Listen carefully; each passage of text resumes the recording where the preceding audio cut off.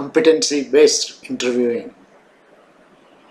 Competency-based interviewing is based on a technique called behavior event interviewing developed by David McClelland sometime in early 70s. McClelland's article in 1973 published in Psychology Today, testing for competence rather than intelligence, is a very classic piece that started and that gave birth to the competency movement. This was based on a very interesting finding when McClelland and team were asked by the US government to identify the factors causing effective performance of foreign service officers. McClelland and team examined the past history, academic achievement and entrance test scores of foreign service officers, and they found that successful officers and average officers were not differentiated by their background in terms of their academic achievement or intelligence or aptitude test scores. That got them to believe that there is something else which explains success in foreign service agency. Aptitude scores did not predict whether a person will do an excellent job as foreign service officer in terms of disseminating information about US, influencing the thought of people who work in some of the African countries and so on. So they decided to investigate what actually causes effectiveness of foreign service officers in different countries.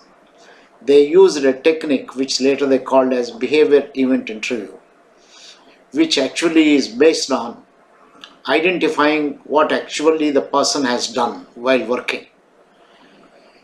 It starts by asking the person some incidents that the person may recollect which were high points in his work and which are low points are also in his work, and gets the person to describe what exactly the person did that came up to the point of a high point, what were the thoughts, what were the actions, what were the feelings and things like that.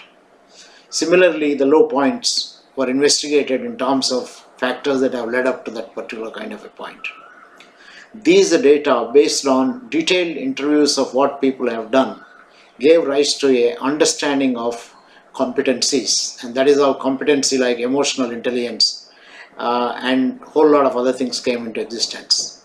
In fact, it was based on this that I was invited by David McClelland to adopt one of his scales developed by his associate Abigail Stewart on psychosocial maturity. The psychosocial maturity is assessed on the basis of the stories written by people, examining the kind of stories they write, the kind of the way they depict the hero of the story and so on.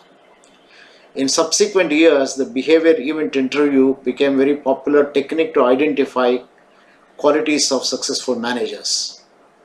These were used in a book called The Competent Manager by Boyatis. Subsequently, it was used by Spencer and team for identifying competencies at work.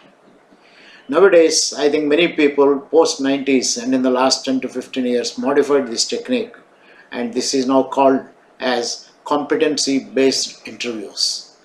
There are modifications because of time and other kind of constraints. We are launching a program on competency-based interviews in which across about 10 sessions, we are going to explain to people the origin of this particular technique and the way it is to be used and so on. This is our online program on competency-based interviews. And actually when you come to learn about it at TVRLS for a couple of days, we give you enough of practice on how to interview and infer competencies using competency-based interviews. I must conclude by saying I was very lucky in my life to have worked with David McClelland in mid-70s, continue to have a joint project with him, and even later sponsored when he came to India to train people in behavior event interview, my colleague Father Abraham from XLRI, to go through this at EDI in Ahmedabad.